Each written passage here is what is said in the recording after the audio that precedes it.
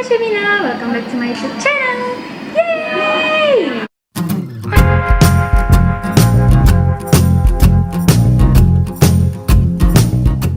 Nah teman-teman semuanya, gimana nih kabarnya? Hari ini aku bakalan nge-share tentang sesuatu berdasarkan request kalian nih, tentang apa sih perbedaan dari huruf-huruf Jepang. Itu kan ada 3 nih, ada hiragana, katakana, serta kanji. Nah jadi kita bakalan bahas apa perbedaannya dan gimana cara penggunaannya, sejarah-sejarahnya, dan kita bakalan chat sekarang. So stay tune semuanya. Nah sebelumnya aku mau kasih tahu dulu ke kalian nih, kalau di Jepang itu ada 2 penggunaan bahasa, ada yang formal serta yang informal nih. Kalau yang formal itu biasanya disebut dengan hyojungo, yang biasanya itu diajar di sekolah, terus di TV-TV juga pakai ini, serta dengan orang yang lebih tua. Nah yang kedua itu ada yang casual atau sehari-hari dengan teman, dengan adik, dengan yang kita anggap udah dekat, itu kyotsugo. Ini biasanya itu structure terus penggunaannya itu memang beda banget dari yonjugo yang formal tadi, karena ini lebih casual gitu. Kalau bahasa kita di sini gaul. Nah, sekarang kita bakalan bahas huruf atau simbol yang biasanya itu hurufnya itu ada kayak dari gambar sesuatu, misalnya gunung, nanti hurufnya juga bakalan jadi simbol kayak gunung gitu. Nah, sebutannya ialah kanji. Tapi pada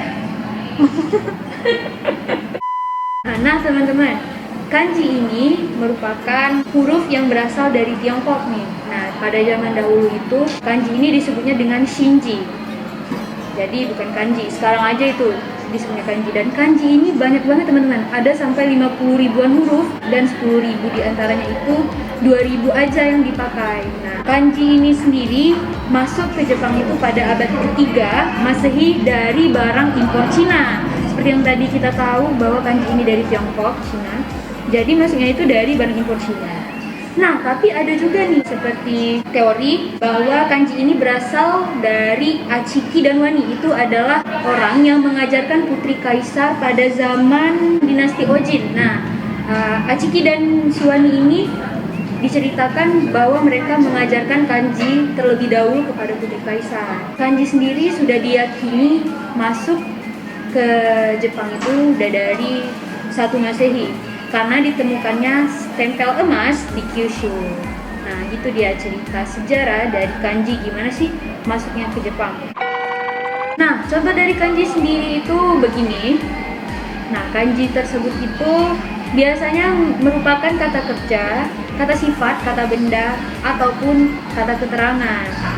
Dan seperti yang aku jelaskan tadi, ada kanji yang memang kanji itu dasarnya itu seperti simbol, misalnya dari gunung, terus dari api, dari pohon. Nah jadi disederhanakan lagi menjadi kanji yang sebenarnya menjelaskan tentang simbol tersebut. Satu karakter itu bisa beda-beda banget cara bacanya.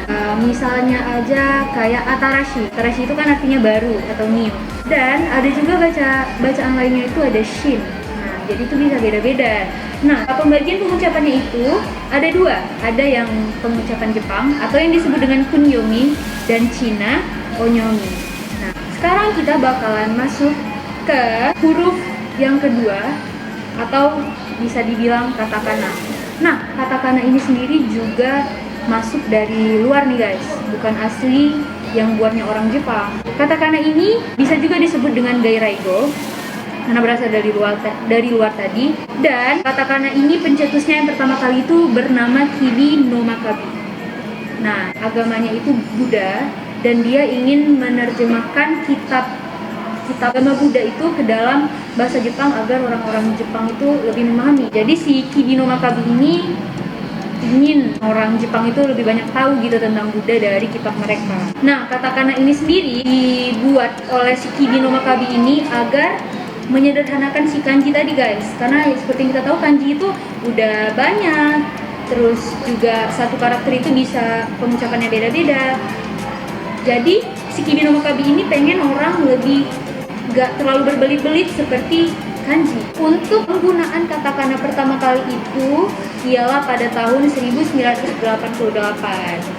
digunainnya itu untuk jaringan komputer nih teman-teman. Nah, karena tulisan katakana itu sendiri ya tegak lurus gitu, jadi lebih mudah dari hiragana maupun kanji. Makanya pada tahun 1988 untuk jaringan komputer, katakana lah yang digunain. Nah, penggunaan katakana ini untuk sehari-hari itu bisa di perusahaan-perusahaan asing. Nah guys, buat orang yang bukan berasal dari Jepang, namanya itu harus dibuat dengan huruf katakana guys.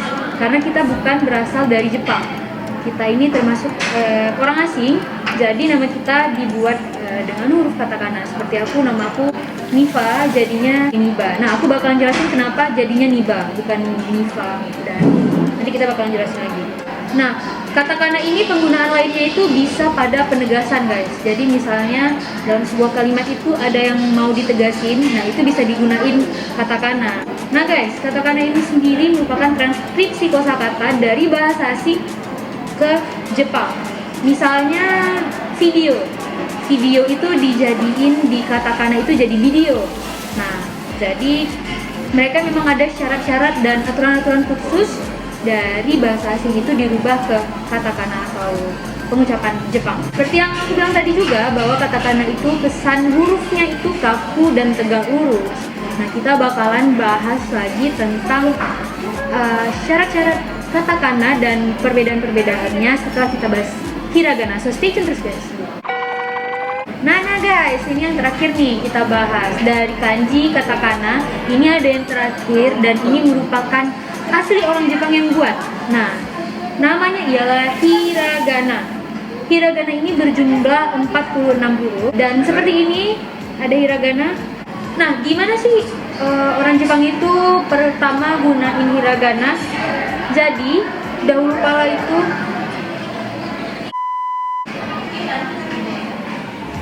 akhirnya minum juga. Jangan fokus guys. Nah, kita bakalan lanjutin tadi sampai di hiragana. Nah, hiragana itu awal dipergunakan oleh orang Jepang itu sejarahnya itu jadi pada zaman dahulu yang menggunakan hiragana ini ialah wanita-wanita Jepang guys.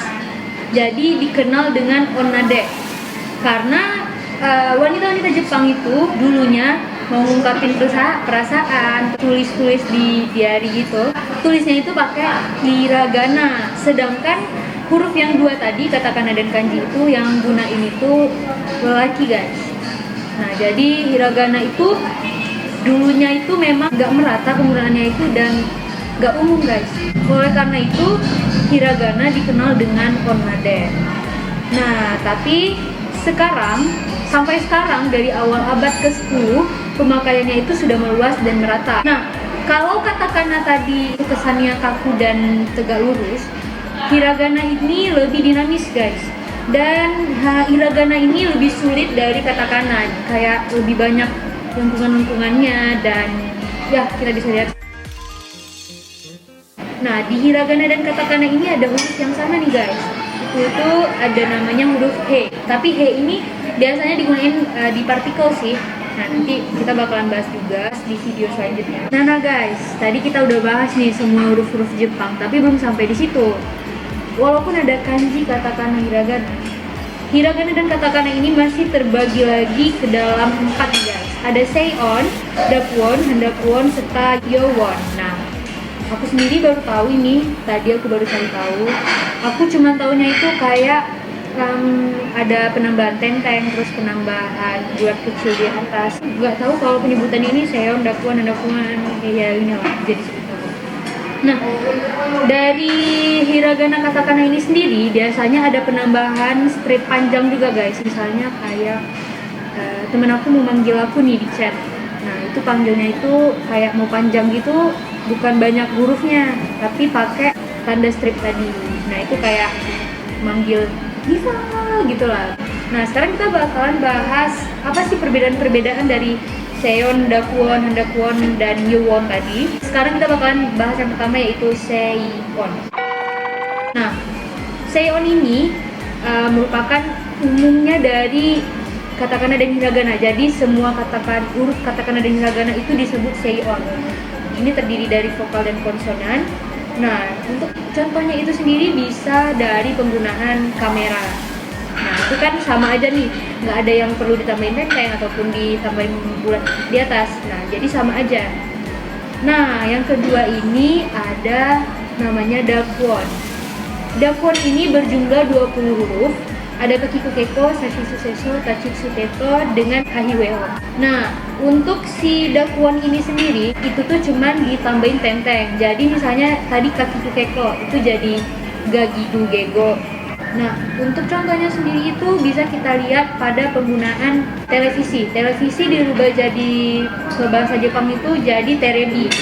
Nah, si televisi karena di huruf Jepang itu nggak ada V, nggak ada pakai V, jadinya si huruf hahi yang hi-nya itu dipakai tenteng dan jadi bi, jadinya terebi. Nah, gitulah asalnya. Nah, untuk nama aku sendiri itu kan bukan Niva ya kalau di bahasa Jepang, jadinya Niba-chan gitu ya. Sebenarnya bisa aja dibuat jadi Niva-chan, tapi menurut aku nggak estetik aja gitu kalau Nifua, karena tulisannya jadi Nifua, jadi penggabungan dari V, Fu maksudnya dengan A kecil di bawah guys. Nah, jadi menurut aku kayak kurang bagus aja gitu, jadinya Niba. Kalau Niva itu kalau pakai bulat kecil aku kurang suka aja, makanya lah jadi Niba-chan. Nah, sekarang kita bakalan bahas perbedaan yang ketiga, yaitu ada handakwon. Handakwon ini sendiri cuman berjumlah 5 huruf dari total katakana hiragana. Maksudnya katakana 5, hiragana 5. Nah, itu ada di hahiweho, itu menjadi papipu pepo. Itu ditambahin bulat di atas guys. Di katakana dan hiragana ini seperti yang aku bilang tadi juga, kalau ada satu huruf yang sama yaitu he, yang biasa digunakan untuk partikel bacanya e. Nah, he ini ada he bp. Nah, makanya guys, kalian jangan bingung kalau ada tulisan dia seluruhnya hiragana tapi kenapa tiba-tiba kayak ada katakana, atau sebaliknya ada katakana seluruhnya tapi kok hiragana, karena katakana dan hiragana dari he itu sama. Nah, untuk contoh dari si handakwon tadi yang berjumlah 5 huruf itu ada pertama pen. Nah, kan di huruf Jepang itu nggak ada P nih guys, P yang asli itu nggak ada, makanya dirubah jadi pen, ditambahin bulat di atas. Nah, kalau apple juga apple ya, kalau bahasa Inggrisnya dirubah jadi apuru. Jadinya karena nggak ada P-nya tadi juga sama dengan yang di Jepang itu nggak ada L, nggak ada penggunaan L, jadinya makanya penggunaannya menjadi ru. Nah, itu beda lagi sih pembahasannya. Nah, ada yang terakhir nih guys, yang terakhir bernama itu Yo-on.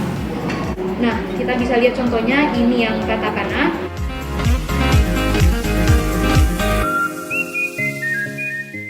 Dan ini yang hiragana.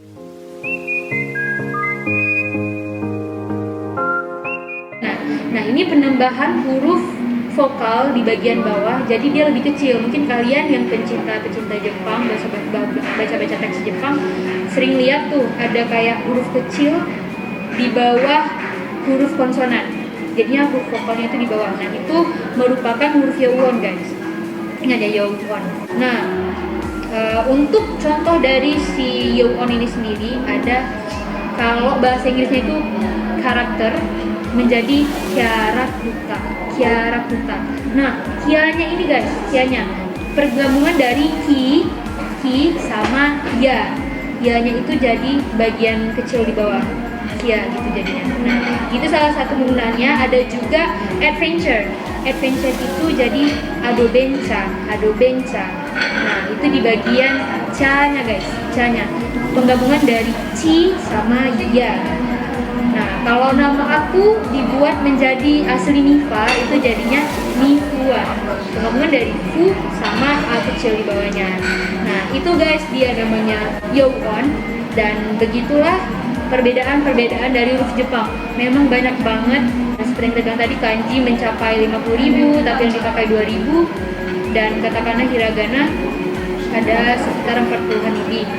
Nah, jadi buat kalian yang belajar bahasa Jepang nih guys, aku saranin untuk belajar hiragana dan katakana terlebih dahulu, karena untuk dasar itu yang dipakai adalah hiragana serta katakana. Setelah mengingat dan menghafal semuanya, baru lanjutlah ke kanji. Nah guys, begitulah perbedaan-perbedaan dari huruf Jepang. Semoga bermanfaat, dan buat yang masih bingung-bingung bisa langsung aja komen di bawah biar tulis juga di sana. Dan jangan lupa kasih tahu aku video apa lagi yang harus aku bahas setelah ini. So semoga video ini bermanfaat. Thanks for watching this video. Don't forget to like, comment, and subscribe. Bye. See you in the next video.